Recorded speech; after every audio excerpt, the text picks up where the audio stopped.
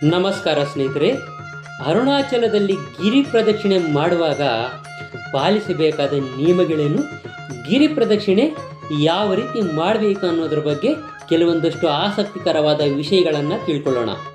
ಮೊದಲನೇದಾಗಿ, ಗಿರಿ ಪ್ರದಕ್ಷಿಣೆ ಮಾಡುವಾಗ ದೇವಸ್ಥಾನದ ಮುಖ್ಯವಾದ ರಾಜಗೋಪುರದ ಎದುರಿಗೆ ಕರ್ಪೂರದ ದೀಪಗಳು ಬೆಳಗ್ತಾ ಇರ್ತವೆ. ಅಲ್ಲಿಗೆ ಹೋಗಿ ಕರ್ಪೂರವನ್ನು ಹಚ್ಚಿ ಅರುಣಾಚಲೇಶ್ವರನಿಗೆ ನಮಸ್ಕಾರ ಮಾಡಿಕೊಂಡು, ಈಶ್ವರ, ನಾನು ಗಿರಿ ಪ್ರದಕ್ಷಿಣೆಯನ್ನೇ ಶುರು ಮಾಡುತ್ತಿದ್ದೇನೆ ಅಂತ ಮನಸ್ಸಿನಲ್ಲಿ ತ್ರಿಕರಣ ಶುದ್ಧಿಯಿಂದ ಸ್ಮರಿಸಿಕೊಂಡು, ನಾನು ಗಿರಿ ಪ್ರದಕ್ಷಿಣೆ ಮಾಡುವುದಕ್ಕೆ ನನ್ನ ಶರೀರಕ್ಕೆ ಬೇಕಾಗುವಂಥ ಶಕ್ತಿಯನ್ನು ಕೊಡು ತಂದೆ ಅಂತ ಈಶ್ವರನಲ್ಲಿ ಬೇಡಿಕೊಂಡು ಗಿರಿ ಪ್ರದಕ್ಷಿಣೆಯನ್ನು ಶುರು ಮಾಡಬೇಕು. ನಂತರ ಹಾಗೆಯೇ ನಡೆದುಕೊಂಡು ಹೋಗುತ್ತಿರಬೇಕಾದರೆ ಮೊದಲನೆಯದಾಗಿ ಇಂದಿರಲಿಂಗವು ನಮಗೆ ದರ್ಶನವಾಗುತ್ತೆ. ಆ ಇಂದಿರಲಿಂಗವನ್ನು ದರ್ಶನ ಮಾಡಿಕೊಂಡು ಹಾಗೆ ಹೋಗುತ್ತಿರಬೇಕಾದರೆ ಸ್ವಲ್ಪ ದೂರ ಹೋದ ನಂತರ ಆಗ್ನೇಯ ಲಿಂಗವಿರುವ ಸ್ಥಾನ ಅಂದರೆ ಅರುಣಲಿಂಗ, ಅದೇ ಅಗ್ನಿಲಿಂಗ ಬರುತ್ತೆ. ಅದನ್ನು ದರ್ಶನ ಮಾಡಿಕೊಂಡು ಅದರ ಮುಂದೆ ಸ್ವಲ್ಪ ದೂರದಲ್ಲಿ ಭಗವಾನ್ ರಮಣ ಮಹರ್ಷಿಗಳ ಆಶ್ರಮ ಇರುತ್ತೆ.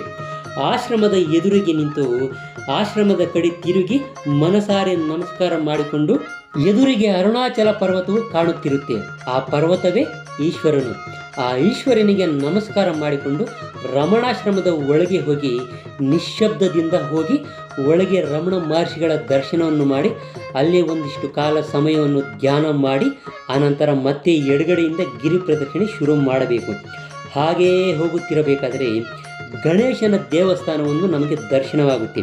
ಆ ಗಣೇಶನವನ್ನು ದರ್ಶನ ಮಾಡಿಕೊಂಡು ಹಾಗೆಯೇ ಮುಂದೆ ಹೋದರೆ ದಕ್ಷಿಣ ದಿಕ್ಕಿಗೆ ಯಮಲಿಂಗ ಇರುತ್ತೆ. ಅರುಣಾಚಲ ಕ್ಷೇತ್ರದಲ್ಲಿ ಪ್ರತಿಯೊಂದು ದಿಕ್ಕಿನಲ್ಲೂ ಕೂಡ ಆಯಾ ದಿಕ್ಕಿಗೆ ಸಂಬಂಧಿಸಿದ ಲಿಂಗ ಅನ್ನೋದು ಇರುತ್ತೆ. ಆ ದಿಕ್ಪಾಲಕರೇ ಸ್ವತಃ ಬಂದು ಆ ಶಿವಲಿಂಗಗಳಿಗೆ ಪೂಜೆ ಮಾಡ್ತಾರೆ. ಅದಕ್ಕೆ ಅಲ್ಲಿ ಶಿವಲಿಂಗಗಳು ಇರೋದಕ್ಕೆ ಕಾರಣ. ದಕ್ಷಿಣ ದಿಕ್ಕಿಗೆ ಅಧಿಪತಿ ಯಮಧರ್ಮರಾಯ, ಅದನ್ನು ಪಿತೃಸ್ಥಾನ ಅಂತ ಕರೀತಾರೆ. ಆ ಯಮಲಿಂಗದ ಹತ್ತಿರ ಹೋಗಿ ಯಾರು ನಮಸ್ಕಾರ ಮಾಡುತ್ತಾರೋ ಅವರಿಗೆ ಮೊಟ್ಟ ಮೊದಲನೆಯದಾಗಿ ಅಪಮೃತ್ಯು ದೋಷ ಅಂದರೆ ಅಕಾಲಿಕ ಮರಣ ಅನ್ನೋದು ಬರೋದಿಲ್ಲ. ಎಷ್ಟೋ ಜನರಿಗೆ ಯಮಧರ್ಮರಾಯನಿ ಕನಸಿನಲ್ಲಿ ಕಾಣಿಸಿಕೊಂಡು ದರ್ಶನಕ್ಕೆ ಬನ್ನಿ ಅಂತ ಹೇಳಿರೋ ಎಷ್ಟೋ ಸಾಕ್ಷಿಗಳು, ಪುರಾವೆಗಳು ಇದ್ದಾವೆ. ಶರೀರದಲ್ಲಿ ಮೂಳೆಗಳು ಮುರಿದು ಹೋಗಿರೋರಿಗೆ ಆ ಮೂಳೆಗಳು ಸರಿ ಹೋಗೋದಕ್ಕೆ, ಶರೀರದಲ್ಲಿ ಮೂಳೆಗಳು ಸರಿ ಇದ್ದವರಿಗೆ ಮೂಳೆಗಳು ಮುರಿಯದೆ ಹಾಗೆ ಚೆನ್ನಾಗಿ ಇರೋದಕ್ಕೆ, ಯಾವುದೇ ರೀತಿಯ ಗಂಡಾಂತರಗಳು ಬರದೇ ಇರೋದಕ್ಕೆ ಯಮಲಿಂಗವನ್ನು ದರ್ಶನ ಮಾಡಿಕೊಳ್ಳೋದು ಅಷ್ಟೊಂದು ಮುಖ್ಯವಾಗಿರುತ್ತೆ. ಪ್ರದಕ್ಷಿಣೆ ಮಾಡುವಂಥ ಸಂದರ್ಭದಲ್ಲಿ ಯಾವುದೇ ಕಾರಣಕ್ಕೂ ಬೇಗನೆ ಅರ್ಜೆಂಟಾಗಿ ನಡೆಯಬಾರ್ದು. ಪ್ರಶಾಂತವಾಗಿ ನೆಮ್ಮದಿಯಿಂದ ನಿಧಾನವಾಗಿ ನಡೆಯಬೇಕು. ಭಗವಾನ್ ರಮಣ ಮಹರ್ಷಿಗಳು ಪ್ರದಕ್ಷಿಣೆಗೆ ಹೋದರೆ 2-3 ದಿನ ಸಮಯ ತಗೊಂಡು ಪ್ರದಕ್ಷಿಣೆ ಮಾಡುತ್ತಿದ್ದರು. ಅಷ್ಟು ಶ್ರದ್ಧೆಯಿಂದ ಭಕ್ತಿಯಿಂದ ಪ್ರದಕ್ಷಿಣೆಯನ್ನು ಮಾಡ್ತಾಯಿದ್ರು. ಆ ಯಮಲಿಂಗವನ್ನು ದರ್ಶನ ಮಾಡಿಕೊಂಡು ಸ್ವಲ್ಪ ಮುಂದೆ ಹೋದರೆ ನಮಗೆ ಬೆಂಗಳೂರಿಗೆ ಹೋಗುವಂಥ ರಸ್ತೆಯೊಂದು ಎಡಗಡೆ ಕಾಣುತ್ತೆ. ಅಪ್ಪಿತಪ್ಪಿ ಏನಾದರೂ ಎಡಗಡೆ ಇರುವಂಥ ಬೆಂಗಳೂರಿಗೆ ಹೋಗುವ ರಸ್ತೆಗೆ ಹೋಗ್ಬಿಟ್ರೆ ಬೆಂಗಳೂರಿಗೆ ಹೋಗ್ಬಿಡ್ತೀವಿ. ಅದಕ್ಕೆ ಎಡಗಡೆ ನಮಗೆ ಅರುಣಾಚಲ ಪರ್ವತವು ಕಾಣುತ್ತೆ. ಅದೇ ನಮಗೆ ಗುರುತು. ಎಡಗಡೆಯಿಂದ ಹೋಗೋದು ಬಿಟ್ಬಿಟ್ಟು ಬಲಗಡೆಯಿಂದ ಪ್ರದಕ್ಷಿಣೆಯನ್ನು ಶುರು ಮಾಡಿಕೊಂಡು ಹೋಗಬೇಕಾಗುತ್ತೆ. ಮುಖ್ಯವಾಗಿ ಪ್ರದಕ್ಷಿಣೆ ಮಾಡಬೇಕಾದ್ರೆ 3 ನಿಯಮಗಳು ಇದ್ದಾವೆ. ಒಂದನೆಯದು, ಯಾವಾಗಲೂ ಪ್ರದಕ್ಷಿಣೆಯನ್ನು ಬಲಗಡೆಯಿಂದ ಮಾಡಬಾರ್ದು, ಎಡಗಡೆಯಿಂದ ಮಾತ್ರ ಮಾಡಬೇಕು.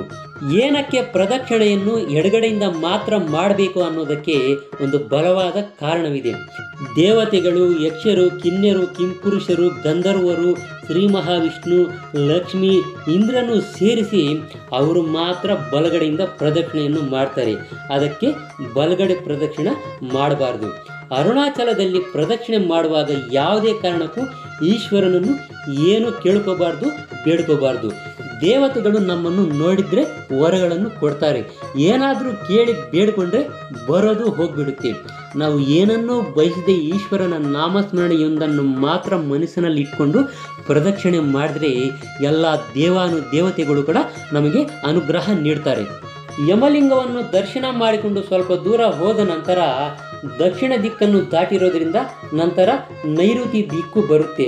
ಆ ನೈಋತಿ ದಿಕ್ಕು ರೋಡಿಗೆ ಕಾಣೋದಿಲ್ಲ, ಸ್ವಲ್ಪ ಒಳಗೆ ಹೋದರೆ ಕಾಣುತ್ತೆ.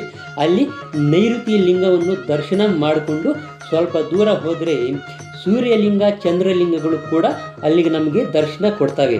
ಅವುಗಳನ್ನು ದರ್ಶನ ಮಾಡಿದ ನಂತರ ಪಶ್ಚಿಮ ದಿಕ್ಕಿನಲ್ಲಿ ಬರುವುದು ಆದಿ ಅಣ್ಣಾಮಲೈ ದೇವಸ್ಥಾನ. ಪ್ರದಕ್ಷಿಣೆ ಮಾಡುವ ರಸ್ತೆಯಲ್ಲಿ ಇರೋದಿಲ್ಲ, ಪರ್ವತದ ಕಡೆಗೆ ಸ್ವಲ್ಪ ಒಳಗಡೆ ಹೋಗಬೇಕು. ಬ್ರಹ್ಮದೇವನು ಪ್ರತಿಷ್ಠಾಪನೆ ಮಾಡಿರುವ ದೇವಾಲಯ ಅದು. ಅಲ್ಲಿ ಬಹುಬಿಲ್ವ ವೃಕ್ಷವೊಂದು ಕಾಣಿಸುತ್ತದೆ. ದೊಡ್ಡದಾದ ಒಂದು ವೃಕ್ಷ ಅದು. ಅದ್ಭುತವಾದ ದೇವಾಲಯ ಆದಿ ಅಣ್ಣಾಮಲೈ ದೇವಾಲಯ. ಆ ಆದಿ ಅಣ್ಣಾಮಲೈ ದೇವಸ್ಥಾನವನ್ನು ದರ್ಶನ ಮಾಡಿ ಹಾಗೆಯೇ ಸ್ವಲ್ಪ ದೂರ ಹೋದರೆ ಪಶ್ಚಿಮ ದಿಕ್ಕಿನಿಂದ ಬಂದರೆ ವಾಯುವ್ಯ ದಿಕ್ಕಿನಲ್ಲಿ ವಾಯುವ್ಯ ಲಿಂಗ ಬರುತ್ತೆ. ಅದನ್ನು ದರ್ಶನ ಮಾಡಬೇಕಾದ್ರೆ ಒಂದು ವಿಸ್ಮಯ ಅನ್ನೋದು ನಮಗೆ ಕಾಣುತ್ತೆ. ಪ್ರದಕ್ಷಿಣೆ ಎಡಗಡೆಯಿಂದ ಮಾಡ್ತಾ ಬಲಗಡೆ ಬಂದರೆ ಪರ್ವತದ ಪಾದದ ಕಡೆ ಬಂದರೆ ಅಲ್ಲೇ ಪಂಚಶಿಖರ ದರ್ಶನ ಅಂತ ಇರುತ್ತೆ. ಆ ಪಂಚಶಿಖರ ದರ್ಶನ ಮಾಡುವಾಗ ನಮಗೆ 5 ಶಿಖರಗಳು ಕಾಣ್ತವೆ. ಅವುಗಳನ್ನೇ ಪಂಚಭೂತಗಳಂತ ಕರೀತಾರೆ. ಪಾರ್ವತಿ, ಪರಮೇಶ್ವರ, ವಿಘ್ನೇಶ್ವರ, ಕಾರ್ತಿಕೇಯ, ನಂದೀಶ್ವರ 5 ಶಿಖರಗಳಾಗಿ ಇದ್ದಾವೆ ಅಂತ ಒಂದೇ ವರುಸೆಯಾಗಿ ಕೂತ್ಕೊಂಡು ಇದ್ದಂತೆ ಇರ್ತವೆ. ಅಲ್ಲಿಂದ ವಾಯುವ್ಯ ಲಿಂಗವನ್ನು ದರ್ಶನ ಮಾಡಿದ ನಂತರ ಉತ್ತರ ದಿಕ್ಕಿಗೆ ಅಧಿಪತಿಯಾದ ಕುಬೇರ ಲಿಂಗ ಅನ್ನೋದು ಬರುತ್ತೆ.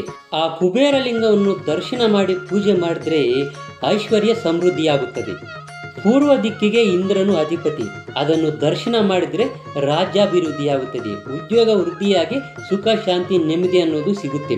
ಪಶ್ಚಿಮ ದಿಕ್ಕಿನಲ್ಲಿರುವಂತಹ ವರುಣಲಿಂಗವನ್ನು ದರ್ಶನ ಮಾಡಿದರೆ ಪುತ್ರಾಭಿವೃದ್ಧಿಯಾಗುತ್ತದೆ.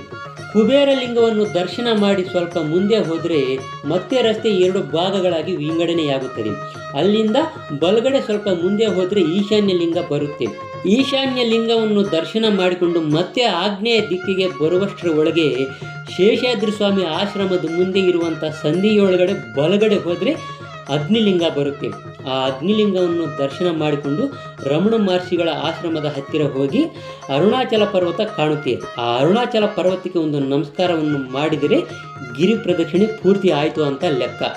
ಗಿರಿ ಪ್ರದಕ್ಷಿಣೆ ಮಾಡುವಂತಹ ಮಾರ್ಗದಲ್ಲಿಯೇ ವಾಯುಲಿಂಗವನ್ನು ದರ್ಶನ ಮಾಡಿಕೊಂಡು ಮುಂದೆ ಹೋಗಬೇಕಾದ್ರೆ ಮಾಣಿಕ್ಯ ವಾಚಕರ್ಲ ಮಠ ಅಂತ ಒಂದು ಬರುತ್ತೆ. ಅದರ ಒಳಗಡೆ ಹೋಗಿ ಮಾಣಿಕ್ಯ ವಾಚಕರ್ಲವರನ್ನು ದರ್ಶನ ಮಾಡಲೇಬೇಕು. ಏನಕ್ಕೆ ಮಾಣಿಕ್ಯ ವಾಚಕರ್ಲ ಮಠವನ್ನು ದರ್ಶನ ಮಾಡಬೇಕು ಮತ್ತು ಅವರು ಏನಕ್ಕೆ ಪ್ರಸಿದ್ಧಿ ಹೊಂದಿದ್ರು ಅನ್ನೋದನ್ನು ಇನ್ನೊಂದು ವಿಡಿಯೋದಲ್ಲಿ ತಿಳ್ಕೊಳ್ಳೋಣ. ಅಲ್ಲಿವರೆಗೂ ನಮಸ್ಕಾರ. ಓಂ ನಮಃ ಶಿವಾಯ.